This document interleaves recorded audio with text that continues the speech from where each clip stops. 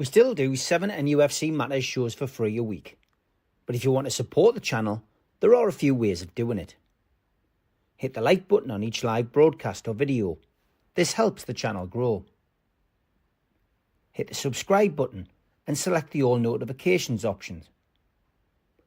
Hit the thanks button to buy a super sticker. You can do this on the live chat too. You can also join our Patreon page or buy us a coffee at the link in all of our video descriptions below. We are also looking for sponsors.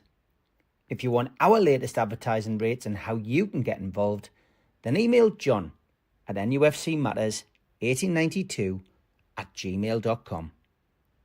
Thanks for watching.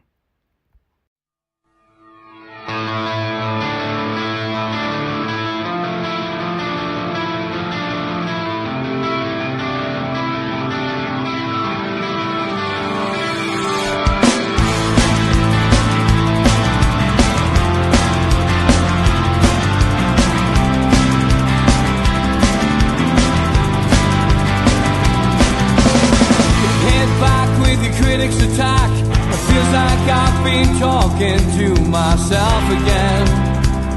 But it's the only way you're ever gonna learn. You look back and it's all in the past. I'm dwelling on the thoughts I cannot say to you. If I don't say the words, then maybe it's not true. And it feels alright when they come and say to you,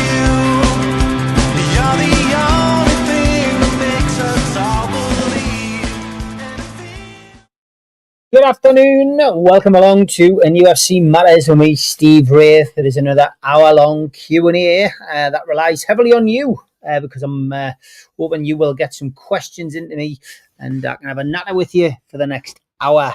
No real big Newcastle United news coming out today, and as we build up, of course, to the game at the weekend, Newcastle United taking on Wolves on a Saturday afternoon at 3 o'clock. God, I love that. And Eddie Howe's press conference. We wait on that on Friday to get an update on the likes of Ramsey and Joe Linton, etc. The big breaking news, of course, as I'm sure most of you will have seen on Sky, is that former Premier League referee David Coote has been charged with making an indecent video of a child. And he is due to appear at Nottingham Magistrates Court tomorrow. He's on conditional bail at this moment in time.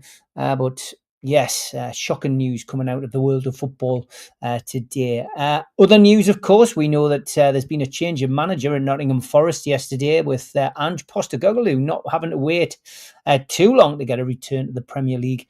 He is now the manager of Nottingham Forest. So interesting times, to say the least. Anyone who had a bet on who was going to be the first manager to go, I'm sure wouldn't have had Nuno Espirito Santos down as the man to go. But incredible. International football, of course. England beating Serbia by 5-0. Thomas Tuchel says that sets the bar for England moving forward. Some good run-outs, I've got to say, with regards to Anthony Gordon and Tino Livermento. Good to see them both getting game time on the left-hand side. And I guess as well, that really cements Tino Livermento's position as a left-back. I never thought I would see this, but Lewis Hall must be thinking, well, what on earth do I have to do to usurp him? It's quite an incredible turnaround, but a long season to go with Newcastle, of course. Plenty games, plenty competitions at this moment in time. Plenty time for squad rotation. And of course, we do know that injuries and suspensions play their part as well. But yeah, incredible situation that we find ourselves in, having two wonderful left backs. But Lewis Hall will be hoping to force his way back into the team. Bruno Guimaraes has been selected for Brazil, which means he will be late back from his international duty. I don't see that as a massive problem, I've got to be perfectly honest. A lot of people saying it is, but Bruno, we all know how good Bruno is and what Bruno can do, and Bruno will not want to miss his record for Newcastle. His performance record for Newcastle, let's face it, is outstanding, so he will want to play, I am sure. Okay, let's get into the chat. David Cook, good afternoon. He says, I know tickets are a sore subject, but I was 5,000 in the queue of 120,000 people yesterday when it sold out. 45 tickets, though, have been given to a private school in Dundee. Isn't a good look for the club, surely. Yeah, now this is interesting, and I'm sure we'll be debating this a little bit on the Amigos on Friday, but this seems to be like some kind of old system that Newcastle have had in operation, and maybe under the Ashley era, this is one of those situations. But someone got a reply which I've seen circulated, and I need to clarify this a little bit more with the lads. But it appears that this is a system where Newcastle have a set amount of tickets put aside for this kind of thing, and in a particular area of the ground. And again, it's not a good look, David. It's not a good look. The poor performance of the website at St James's Park at Newcastle United is not a good look. You heard Sid, anyone who watched the programme Talk at a Tune yesterday, you'll heard Sid, he's had his own issues with the website. And I speak to people in IT. I've spoken to them about the website in the past, and it's almost like there's two different systems running simultaneously, and it's bizarre. It's bizarre that a football club with the size of Newcastle United, and especially after the takeover, you think it's one of the first things that they would look at and say, right, let's sort this out. Why they haven't done it? Well, there must be a reason. It can't be financial. It can't be money. It has to be something else. Is it because the way that the data is saved on this system, it's impossible to transfer everything without having to start again? I don't know. I'm not an IT expert. I know a few of you out there who watch the show are, but there has to be a reason why they haven't made the improvements and made it better. If it's possible, they've probably made it worse. That's the biggest thing. But getting back to tickets, David, this is a major sore really on our club at the minute. And we've seen it happen. We've seen podcasters, influencers, call them what you want, and I don't see myself as a podcaster. I'm a fan. But yes, I do a podcast, but we've seen people who have taken the Saudi dollar to promote a trip to Saudi. We've seen those people getting access to the club, the ground, the stadium, getting access to an advanced position at the trophy presentation and subsequent celebration at the Town Moor. We've seen these kind of things happen. We've seen people who we know don't have season tickets or we know don't have enough loyalty points suddenly jumping the queue ahead of people who've done the hard miles. And it's frustrating when you see tickets running out in a queue that you're clearly in, David, as are Alan and Mozza and other people who watch the show. It's so frustrating to then see tickets for certain games going onto these websites where they're sold for an astronomical amount of money. It's wrong. It's been going on for years. You just need to watch that clip that I put up years ago on this channel itself. I'm on a program called the Footballers Football Show, and I actually, in front of Richard Keys, who was presenting it, George Best, who was on the panel, Sir John Hall, I actually put my hand up and asked a question. Why, when I went to Manchester United, was there somebody standing outside the ground selling tickets for the away end when the away end was supposedly sold out? Where did those tickets come from? Who was selling those tickets? And where was the money going to? That's the questions I was asking. John Hall said he would clamp down on it, he would find out, and it wouldn't happen again. Well, of course it's happened again. It's happened for years. Moving on. And I've subsequently got to know John Hall very well, Sir John Hall, and had chats with him, and he couldn't answer the question. The only answer to that question I can suggest is that some of these tickets are falling into the hands of people and they are being dished out. And who are those people? Those people should be found and held to account, brought to account. Let's face it, the club have made vast changes to, the way that points are allocated. They do spot checks at away games, which is a bit of a nightmare because if it does happen to you, You're forced to run the gauntlet and go to a booking office, a ticket office, which is in the middle of the home end. And let's face it, not every single set of fans are welcoming to Newcastle fans. I've seen people say, well, I had to run the gauntlet and go through, and it was a nightmare. But it needs to be stamped out. And if it's a fair and level playing field and everybody gets an opportunity to apply for tickets and go for tickets, then that's fine. But when tickets are going into the hands of people who we all feel, I think, on this panel, certainly on this show, that they shouldn't be going to, then there is a glitch, there is a problem with the system. And let's hope that David Hopkinson, as a CEO, can get in there and work on it. He's not a miracle worker. He's got other things to be concentrating on. This will be at the bottom of the pile. What I did like about David Hopkinson, and I shared it last night on the show with Sid, was that Al Walid, who has been hitting a brick wall trying to set up the Saudi Supporters Association, Newcastle United Official Saudi Association, he's had 2 emails back off David Hopkinson from his club account. And Hopkinson's copied in other staff. He's copied in Lee Marshall. He's copied in whoever else it was, the fans liaison officer. I can't remember who it is now, but he's copied people in. And I'm thinking, well, that's all it takes. But surely to God, every email he's getting, he's not doing that, is he? If he is, fair play to him. But let's hope that this new CEO is coming in with that kind of remit of not listening to tales about people, and not listening to gossip about, oh, well, you don't want to speak to this one or that one. You should be speaking to as many fans as you can. And if you want my advice, Mr. Hopkinson, what you should do really is get out there and speak to the fans. Speak to the Newcastle United Supporters Club. Speak to the FAB. Speak to the Newcastle United Supporters Trust. Speak to these people. Get some feedback off them. But go face to face. Organise a tour of bars, social clubs, whatever you want to do, but get out there and get a grassroots feeling of what the club's about and what people are feeling. Only that way will you get a real understanding. Not on Twitter, not on Facebook, not on any other social media page, not from a handful of handpicked individuals, but get out there and meet the fans. Won't take you long. And I'm not talking about a trip down to the big market and stand in a nightclub buying everybody a drink. Just get out there and speak to people. Or better still, invite people in. You've got a huge, what used to be the barracks now? You've got a huge room there.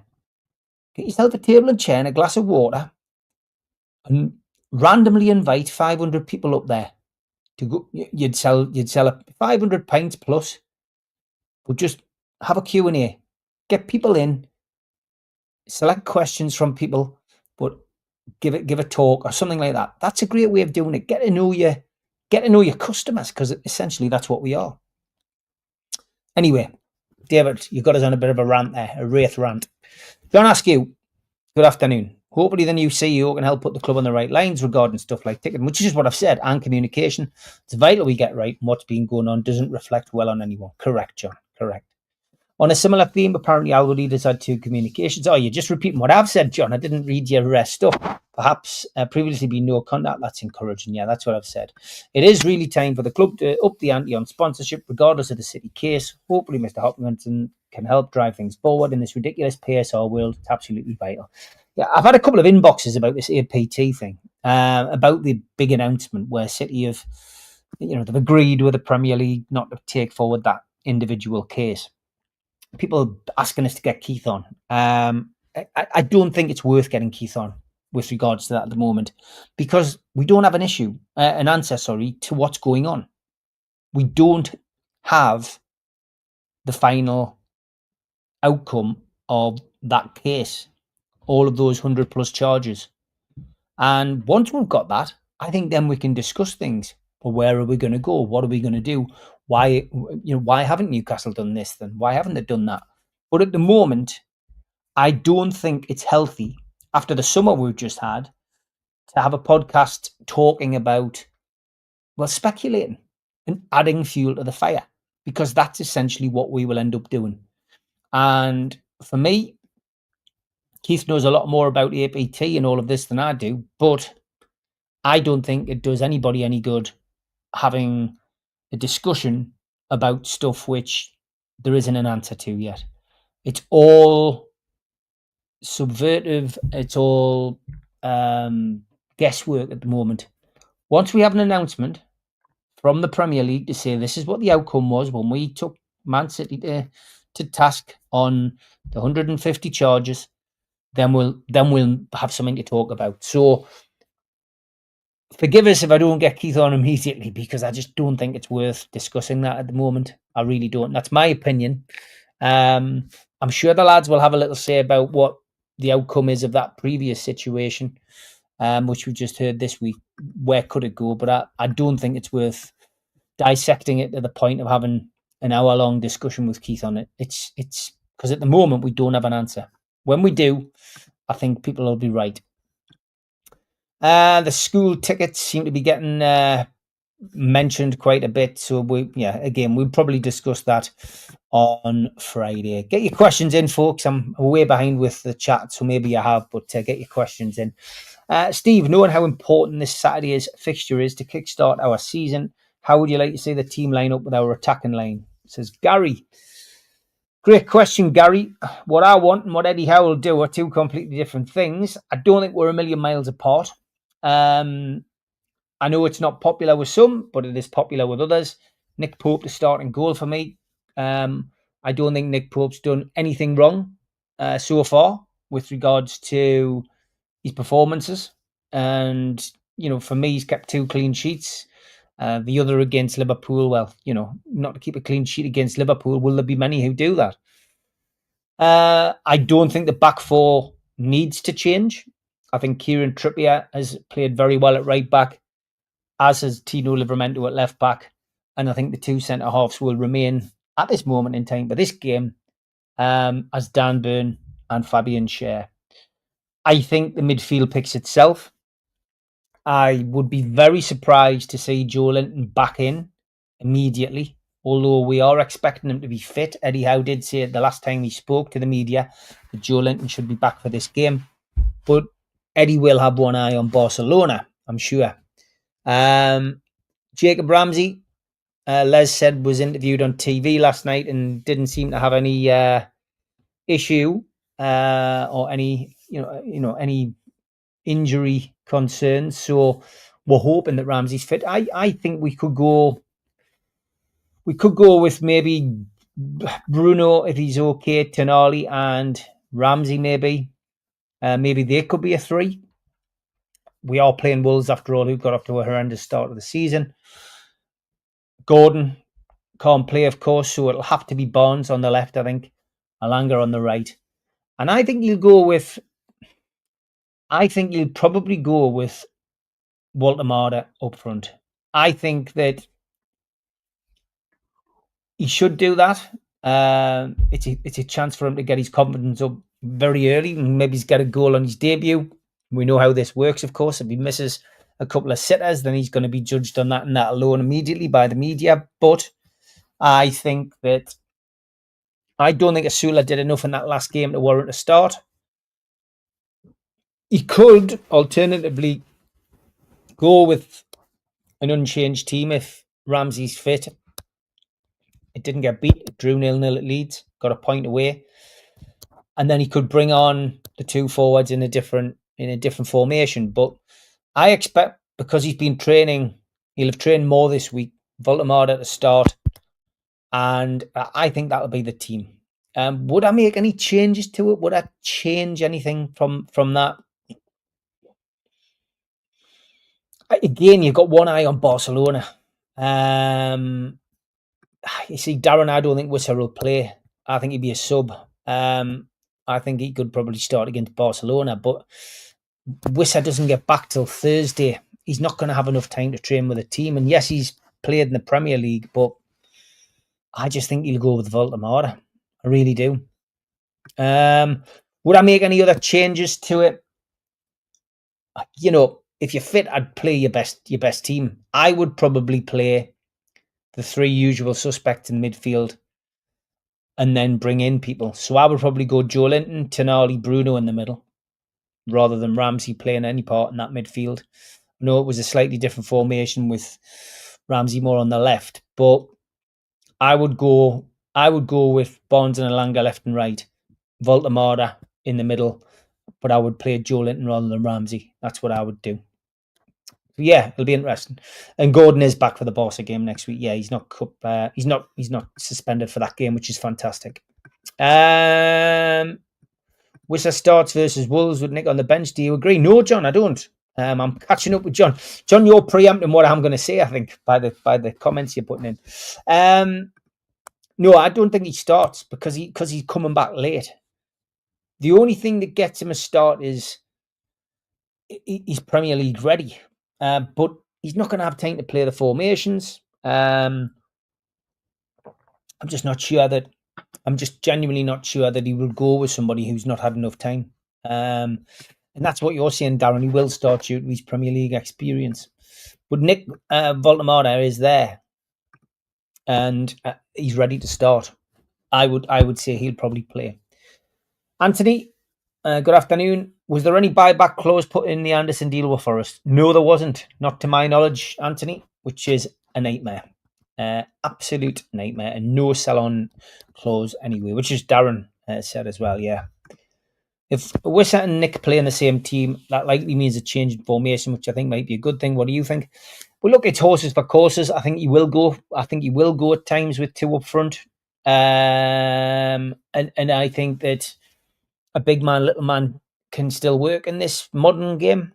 So for me, I just think it'll, depends on a game. You could have a game which is quite tight, and he brings one or the other if he started with one and not the other, and he can do that now. And I think you've got two more agile strikers. You've got two youngish agile strikers as opposed to Wilson and Isak. I think it makes for an exciting partnership when played together. But only Eddie Howe will know if they can play together. It's going to be interesting to see that develop. It really is. Black and White Blues. Hi, Steve. Would you rather fight one 10-foot chicken or 10 1-foot chickens? Dear me, I'm a lover, not a fighter. Black and White Blues. That's an answer to that. Graham Morton says he's stoked for Elliot, but would he be there where he is now in terms of England if he'd stayed at St James's Park? Good question, Graham. Probably not, because he wouldn't have got a game. I don't think he would have got in ahead of the three in the midfield, and I think that's probably made his decision slightly more easier, because he knew that his road to the first team was going to be limited. Of course, the Carabao Cup, etc. He gets in. I think when you get in, you've got to take your chance, and that was the problem for Elliot. He just didn't get that opportunity to come in and stamp his authority on the team. I mean, Miley came in. We were stuck without players. He came in, did his bit, and unfortunately for him, then got an injury himself, and he's never really been the same player since he came back. He's never had that run of games and that opportunity to get in and progress. So, yeah, I am pleased for Elliot Anderson. You can double the money that you've paid out for him now already if you wanted to sell him. The turning point for him here will be, of course, Ange Postecoglou. Is that going to be a positive for him or a negative? His style of play, and managers come in and it changes the whole ethos of the club. So he's established himself now as an England player. He's now got to continue in the same shape and form at Forest. And I mean, it'll be interesting to see what happens. There'll be no shortage of clubs, though, who will be interested in buying Elliot Anderson, I would imagine, from Forest if he does fall out with the manager. So be interested to see. And Anderson expected to leave Forest next summer between 70 and 80 million is rumoured to one of the cartel clubs. Yeah, well, we will see if that happens. And yeah, Mark, I am really surprised that Nuno got the bullet. But again, nothing should surprise us in football. And the way that the chairman had come onto the pitch in that infamous game now, I think told you that the relationship, was over between chairman and manager. And that interview was rather uncomfortable a couple of weeks ago, where Nuno more or less said there wasn't an issue, but you could clearly see, that there was. What is your favourite song about Newcastle? Mine is Seven Bridges. I do like Jimmy Nail's Big River, John, I've got to be honest. But my favourite's probably Coming Home Newcastle by Busker, Ronnie Lambert. My granddad used to have a newsagents, and Ronnie Lambert was a paper lad. So I got to know Ronnie very well. When I was a young lad, I got to know him quite well, and him and his family. And you know what? Absolutely top bloke. He was a Jehovah's Witness, Ronnie. And when I went to his funeral, it was a Jehovah's Witness funeral. I've never been to one before. But Ronnie Lambert was a brickie by trade, which is where that song Coming Home Newcastle came from. But he was also a very talented musician and underestimated. I don't think Ronnie would mind us saying he had a chip on his shoulder. He always felt he'd been robbed of a better career in the music industry by other bands and artists around the Northeast. I won't name names, but I think anyone who knows Ronnie would know who that was. And he was just very sour about the way things turned out. But he did one really good song, which has never really been released, called Great North Run. I'll dig it out one day with the permission of his son and his wife. I'll play it on the show. But Ronnie was a talented bloke, and his legacy's there. Coming Home Newcastle, my favourite song. The Anderson farce is the unacceptable face of PSR. Even Gary Neville has expressed his concerns. Yeah, you're right. Steve, what's your thoughts on tickets being outsourced to private fee-paying schools in Scotland for the Barca game when a lot of our own kids and fans can't get in? I made my point about that very clearly, Paul, at the start of the programme. If you've tuned in late, I'm sure you'll be able to see it. I didn't know that Wissa was injured last night, David, so I've not heard anything. I just saw that he scored 2 goals. I'm sure if Anderson didn't go to Forest, he wouldn't be in the England squad. His time would have been limited because of our midfield 3. As much as it hurts, we now see the best of him. Yeah, that's just what I said as well. Sorry, I'm catching up with the chat. It sounds like I'm repeating everything that you guys say before I read your comments, but I don't want to miss any questions. Hoping the new CEO lives up to his words when he was announced and communicates more than the department. But already he's got off to a good start, I think. Dave says that tickets have gone to schools for years. It hasn't been an issue until Barcelona, though. Okay. I think it's the fact that it's got out there, someone's decided to leak it is the reason. But this system, I think Mitch and Steve were having a good look at it before Friday, has been there for quite a while. So there we go. John says he used to run an under-10s team out of Livingston, applied for tickets under the Ashley era year after year, never even got a reply, ended up taking the team to Wigan for a Premier League game for free. Wow. John says, do you think we'll finish top 5 this season? That might be good enough for Champions League next season, which would be great. Still, my prediction is top 5, mate. That was my prediction at the start of the season. And yeah, I'm not going to change my mind. What's the point of loyalty points if there's no loyalty given?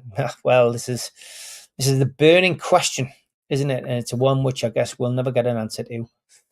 Darren thinks 7th, but it would be good to reach the cup final, the FA Cup final. Well, again, that was my prediction, 5th in an FA Cup. It tells us to have 100 points to get one this year. They were stopped ineffectively, and I now have to register for every game. Don't like, but that's it. That's how it is. Yeah, it's mad, isn't it? The loyalty scheme is bonkers. If our net spend was only 95 million, we should have a canny bit still left in the kitty, which can only be a good thing. Any thoughts? Yeah, well, I mean, we are going to have some good money to spend this time around, January and the summer, mainly because we sold Alexander Isak for such a healthy profit. So, yeah, we are going to have money to spend. And again, will anyone ever know what that actual amount is? Will anybody in the press know who it is? No. The people who do know are the owners and the accountants. It's as simple as that. But I wouldn't want to hazard a guess what we've got to spend, but I do believe that we've got money to spend in January and the summer. And that can only be a positive thing for us at this moment in time. Okay, halfway through the show, time for the ad break. A big thanks to all our sponsors, Skips and Bins. You can find them at their website, skipsandbins.com. Contact them at www.skipsandbins.com/contact. Say hello to low-cost waste disposal with pay-as-you-go and contract waste management. A big thanks to Mr. Vicky Sauces, handmade in Cumbria. You can find them at their website, mrvickies.co.uk, email info@mrvickies.co.uk, or telephone 01768 210 102. Thanks to our fanzine sponsor, United Group Travel. There are no strangers on our tours, just friends you haven't met yet. 2-crew driver and courier, local family company, 3-star plus quality hotels and no interchanges. Hot and cold snacks and drinks available on the coach, all excursions included. Their website, unitedgrouptravel.com, email beverly.ugtl@gmail.com, telephone 01670 632 460 or 0791 666 4174. Just £30 per person deposit. Thanks to Media Arts for all the help with the technical side of things. And if you like listening to us as a podcast, you can go to Sports Social Podcast Network or to iTunes, Spotify, or other podcast providers. If you want to support the show, then hit the subscribe button. It's free. We do 7 shows a week. Hit the little thumb up under the video, which is the like button, or click share to share to your social media. You can also join the channel on YouTube by hitting the join button for as little as $1.99 a month. If you want to become an NUFC Matters member, you can go to nufcmatterspodcast.co.uk. It's a £25 one-off fee. You get your pen, you get your badge, a key ring, you get your beer mat and your fridge magnet and your membership card, nufcmatterspodcast.co.uk for that. And we have an event early next year, 13th of February 2026, an evening with Beardsley, Waddle and Gascoigne takes place at the Tyne Theatre and Opera House. To buy your tickets for that event, go to the box office 0191 243 1171 or Tyne Theatre and Opera House.uk. And don't forget as well, I've only got 3 copies of the fanzine subscription left, so please get yourself onto the website, nufcmatters.co.uk, and order your fanzine today. It's 4 issues for £25. That includes your postage, and all proceeds from the fanzine are going to Age UK, North Tyneside, Dementia, which is the charity that we support on this channel. So please get yourself over to the website and order one today. 3 left. Come on, let's get to 100. That would be great if we could. Okay, I managed to catch up with some of the questions. And Ian says, in this day and age, a season ticket should be made for the whole family. Who agrees with me? I mean, it's an interesting concept, but you need a bigger stadium here if you're going to have a season ticket for the whole family. But yeah, interesting concept.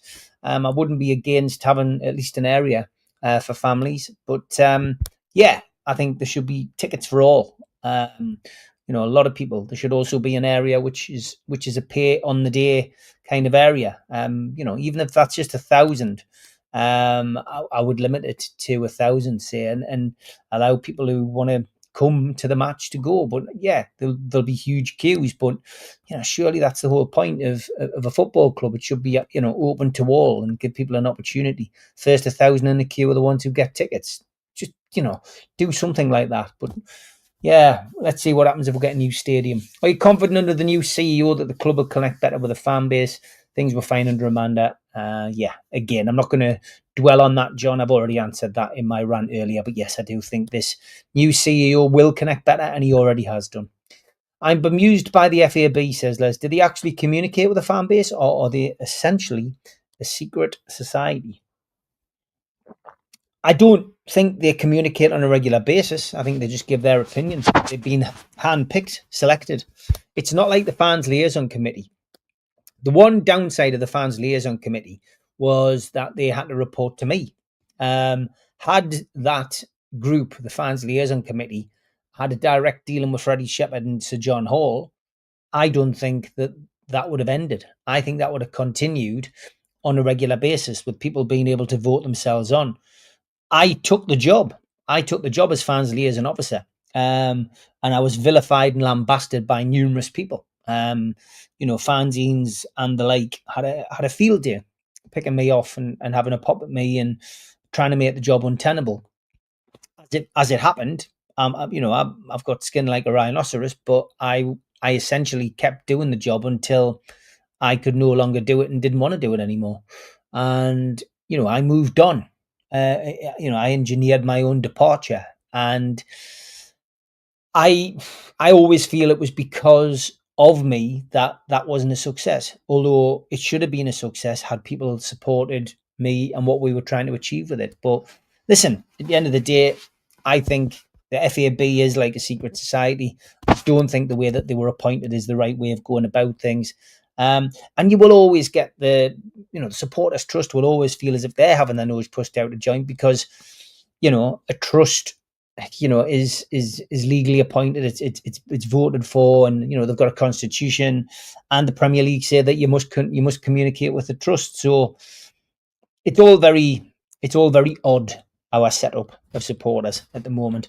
I think a lot of it suits certain people at the club to have it that way as well. But really, I would go back down that route of having a fans liaison committee, and it changes once every 2 years or whatever. There'll be plenty of you out there who'll be willing to put yourself forward for it. But yeah, I think having a committee of people sitting as a committee, fans liaison committee, would be better. And they should meet with the chief executive. They should meet with the head of PR and get their points across once a month, once every 2 months. I don't know, but yeah, I do think it's very important to have that, and the minutes should be released, accordingly. Make it open to the public. Allow the press to go. Have a bit of transparency.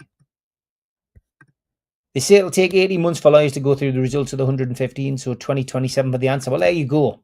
And that's no surprise to hear that. And Thomas, you think it's worth talking about APT? You can go back and watch other programs with Keith.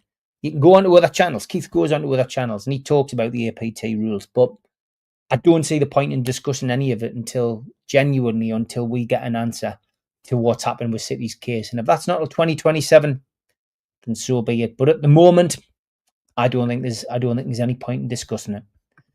How long do you give a player before rating them as a success or a failure? That's a great question, AJ. I mean, obviously, we've been talking about that this week with Voldemort, getting slated by some supporters on social media already because he did, his team got beaten, didn't do well. But then the next game, he has an assist, plays a bit better. But, you allow him to put on a black and white shirt first, AJ. But can you really judge a player until you've seen him for, a full season? We can all have ups and downs as a player. So I say you give him a season to see whether he can bed into the Premier League and see how he does. It's a simple answer to a simple question, really. Thanks, Les, for the update. Wissa went off yesterday after a challenge, 74 minutes, but it's confirmed there's no injury. Thank God for that. Are you concerned that players like Chow and Ramsey might get hacked off if they're not starting? No, I'm not, because it's a squad game, and when they get their opportunity, they've got to take the chance, John. They've got to take that chance. Is it just me, or should we get more crosses in? Great way to score goals, not helped by inverted wingers. I think we need to really focus on a couple of things. Set pieces are, obviously, we've got a new coach in who did well at his previous club. But I think we need to focus on beating the first man at a corner and maximising the height within our team. We don't do enough of that.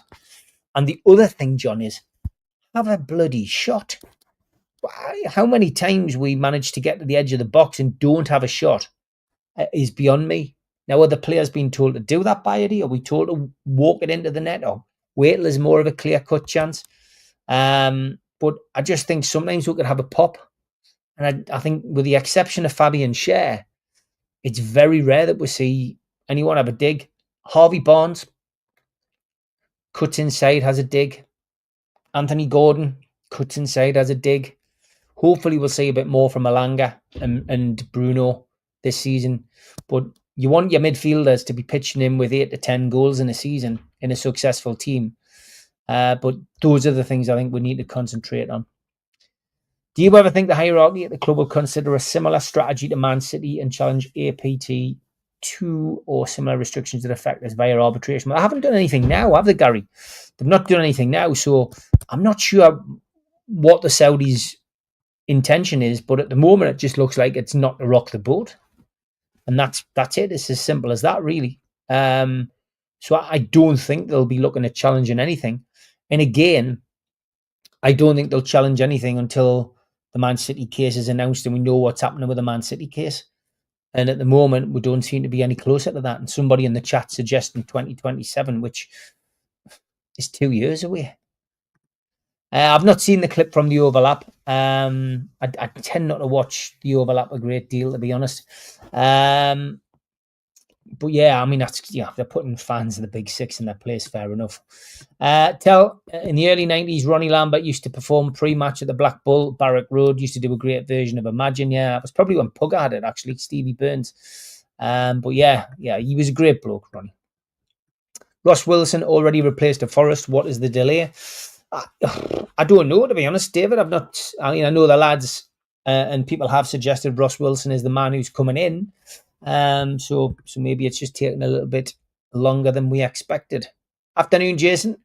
Looking forward to the new season. Feeling optimistic. Lots of positivity from me. New signings, Champions League. Let's have positivity after a nightmare few months. Yeah, Jason, nothing wrong with being positive. George is very positive on here, I'm sure, as you know. Steve, you like your music? What are your top 3 artists and bands of all time? The Jam was me number 1. Always has been. Always will be. Problem is with picking others. They can change, I guess, depending on your mood. But if you look at the people who I've seen on a regular basis, I would have to say Bruce Springsteen is in the top 3. I mean, I've seen him 6 times as well in the last couple of years. I've almost, I've followed him around the UK, which has been fantastic. And I'd probably see Oasis. The Beatles would be up there as well, though. So let's have 4. Oasis, the Beatles, the Jam are top, though, and Bruce Springsteen. Stick Bob Dylan in as well. We're sent not injured from sources this afternoon. Cheers, Darren. Steve, do you think Forest Greek owner would be tougher than ours if Liverpool trying to tap Anderson up? Yeah, probably. Crystal Palace's owners as well. That Mark Guehi thing was an education, wasn't it? When Newcastle trying to shortchange Palace. But yeah, I certainly do feel like Newcastle probably didn't have a choice with Isaac. Player power won the day. I'd love to see what happened. What would happen with the Greek owner if he had somebody like that who was refusing to play. But it's a hard question to answer. But we all do feel maybe that Isaac could have handled it better. But could the club have handled it better? When a player wants away, player power is very, very powerful these days. It wasn't really a leak. Dundee High School website informed pupils cost of the trip. All right, okay, that's where that story came out. Coming Home Newcastle is my favourite song as well. My dad used to play it in the car going back up to Newcastle when I was a kid. Cheers, Morris, for sharing that. PSR free for at least 10 years, says Terry, after the Isaac deal. Huh? It's an interesting one. Who do you think will sign next, says Jason? I still think Newcastle will be chasing another centre-half. Could we sign Mark Guehi in January? Is that beyond the realms of possibility that Newcastle go back in for him? We'll get him a lot cheaper than we've previously been quoted. And it would be nice to gazump Liverpool, who apparently aren't going to go in for him in January. So that would be nice. And maybe that creative midfielder that we'll keep talking about, maybe that kind of lock picker like Peter Beardsley who can score goals but create as well and score goals. So maybe another centre midfielder. Couldn't give you names, but Mark, from Mark Guehi, as far as defence is concerned, I wouldn't be surprised if we went back in for him at some point. But yeah, I think a central midfielder, playmaker, ball winner, a lock picker. Really proud about Tuchel because maybe not a messy summer next time. England look very strong. Maybe one of the favourites next year's World Cup. I mean, I didn't watch the whole game. I watched the first half. I was impressed with Anthony Gordon and Tino Livermento. Of course, link up at club level. So to see them play together so well for England was great. A 5-0 win at Serbia is what, some people say they would expect that, but Serbia have been a tough nut to crack. So listen, well done to Tuchel on getting a performance out of the team after such a poor first game. But yeah, I'm not going to make predictions about them winning the World Cup. I know that's why he's been brought in to do that, but let's reserve judgment until we start playing the big games, I think is what I would say. Darren says it won't be 10 years. Villa sold a player for 100 million and fell into PSR issues this year. Yeah, again, I don't know enough about it to be able to comment on that as well as others. Are you confident Anthony Elanga will prove an upgrade on work, Jacob? Yeah, I think you mean, will he be an upgrade on Jacob Murphy? Look, his stats are the same as Murphy's last year, more or less. He's up there with Salah and Murphy for assists and crosses. So I think just think he's a welcome addition to the squad. Once he starts to hit the ground running and has something to aim at in the middle, which he has now, I think we'll see the value of him. But there's no doubt he's quick. Seven Bridges was my old pal on the fish who did the supporters version of Blade and Races used by the club. Right, okay, David. Just checked a reseller website with a Barca match. Cheapest ticket in the Gallagher is £383.49 plus fees. Wow, ridiculous. Any legs in the links floating about to the CH Vivian from Bilbao? Not seeing that, Mark. Not seeing that at all. What's that? Terry Villa blasted the headroom in 2 windows. What does that mean? Villa blasted the headroom in 2 windows. Right, okay. You're still talking about PSR. I was wondering what on earth you meant. We want Eddie here for many years. It's very important. I certainly do.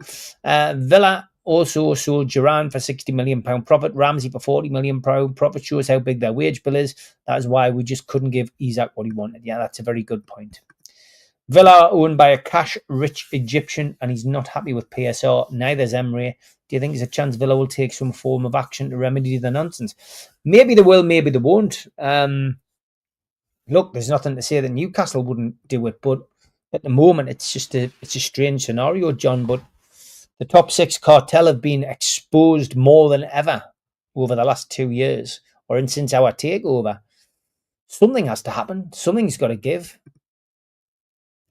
Mark says, I know you're sometimes in touch with them. Any word on whether the club have invited Tino over as a guest for the Barca game? Would be great to bring him on the pitch beforehand to add to the atmosphere. I'm sure he will be. Somebody messaged me last night asking me if I was doing the event, Tino and Friends. So I'm presuming that must be soon. It's not my event. As most people know, I've moved on from doing events. I do, the odd one now for dementia, but it's it's time for somebody else to take over the reins and do those kind of things.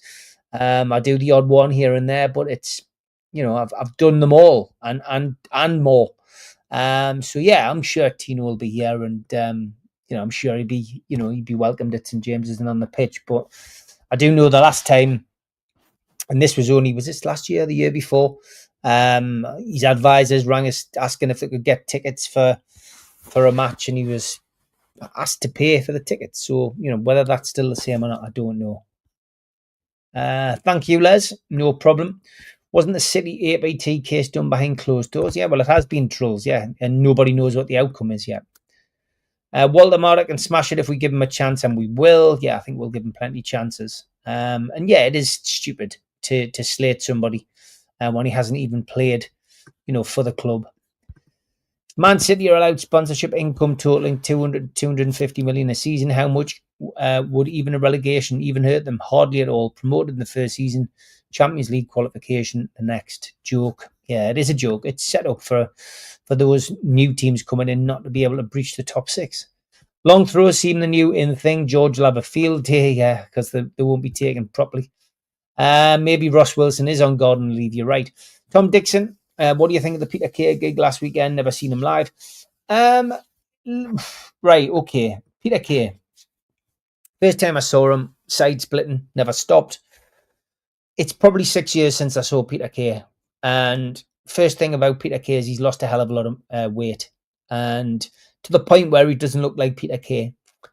Secondly, with the weight loss and with the things that have happened to him in his life, his personal life, I don't think he's the same person. And that happens. Trauma affects people in different ways. He's lost his mum and he's lost his grandma. And the grandma was part of the act, and so was his mum back in the day. They used to go and watch him on a regular basis. So I think he's, has he had bad health? I don't know. He's been very personal and it's been very private and people have speculated. Overall, the show was very good. Some laugh out loud moments and some side splitting moments, some very serious. Different Peter Kay, though. It was a different Peter Kay. Not to the point where I would say I would never see him again, though. I enjoyed the show. I felt I got value for money.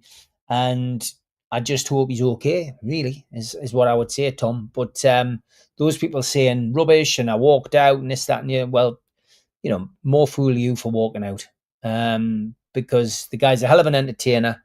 He's given us lots of enjoyable moments and lots of laughs. But there's clearly underlying issues that the kids had. So, yeah, I enjoyed it.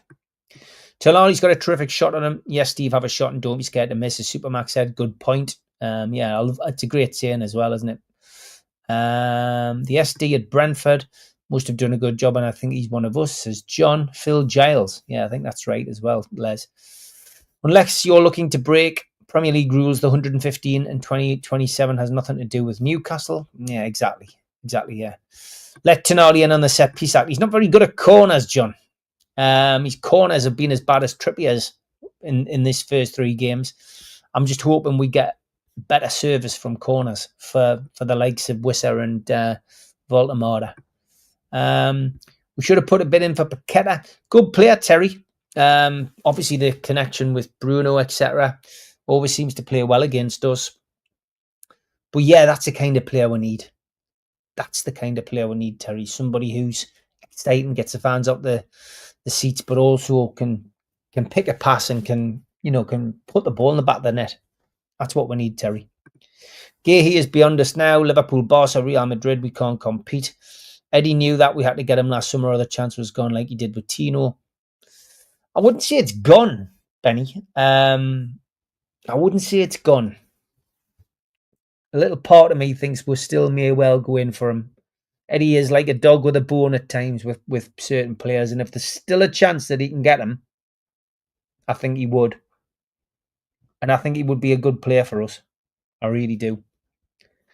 Are you really not bothered about England? I think I know the answer. I am when it comes to the tournaments, when it comes to the World Cup and the Euros. I sit and watch them like everybody else.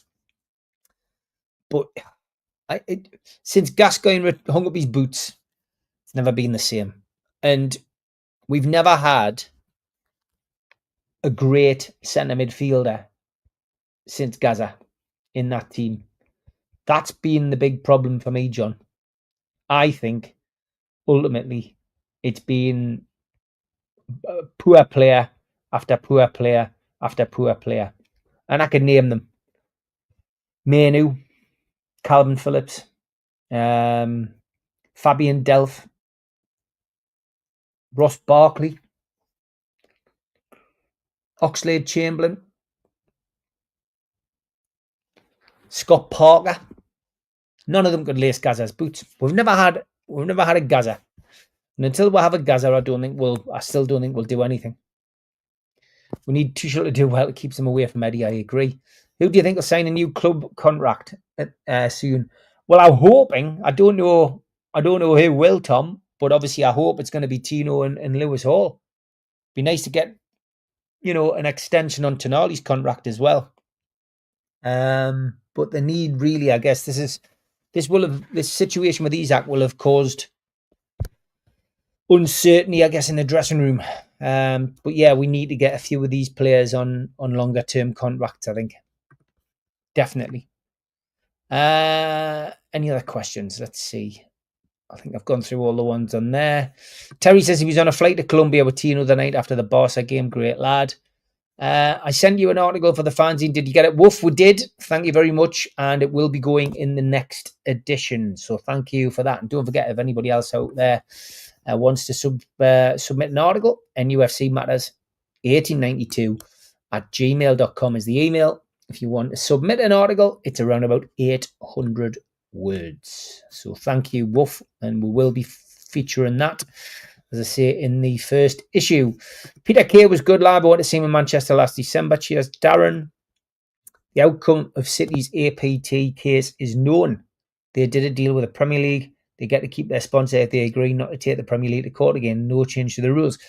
Yeah, Craig, this is the separate thing that's been announced. It's not the actual case. This is a separate case that's been announced. So this was a thing that they were taking the Premier League to court over. But the actual charges haven't been announced yet. And that's still to be announced. And when Richard Masters was asked about that, he said there's no news on that yet. Peter Kay's weight loss is just like Samson letting Medusa cut his. Love Peter Kay's set about song lyrics, hilarious. Yeah, that still happens, which was good. Corrupt FA only employ yes men image over results balls to England. Okay, Terry. Why doesn't every team have a player that can deliver a corner like Declan Rice? They train 5 days a week, dead ball. It's the equivalent of a tennis player hitting every second serve into the net. Yeah, it's a great point. This is what the set piece coach is all about. City already shouting about Tino. We need to get him a new contract and others as a priority. Yeah, that was a big talking point this summer as well. People saying that Man City were going to come in for Tino Livermento, but if I was a player as well, I would be looking at the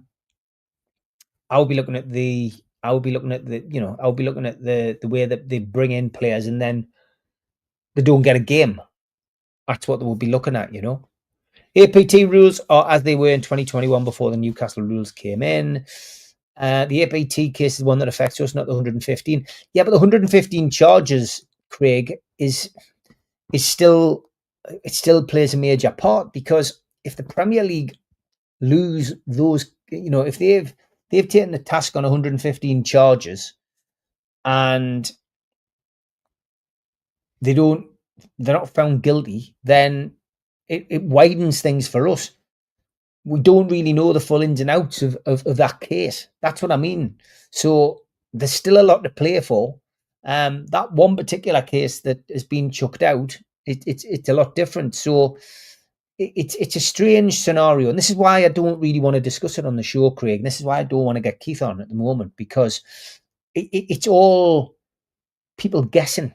It's all people's opinion, and it's all people who don't really know what they're talking about. I include me in that. Guessing. We don't know. It's like talking about how much Newcastle have got to spend in a transfer window. Nobody knows. Just because somebody puts it on Twitter, we've got £150 million to spend, doesn't mean it's true. Journalists are wrong. Commentators are wrong. Ex-players are wrong. Podcasters are wrong. Nobody knows apart from the club.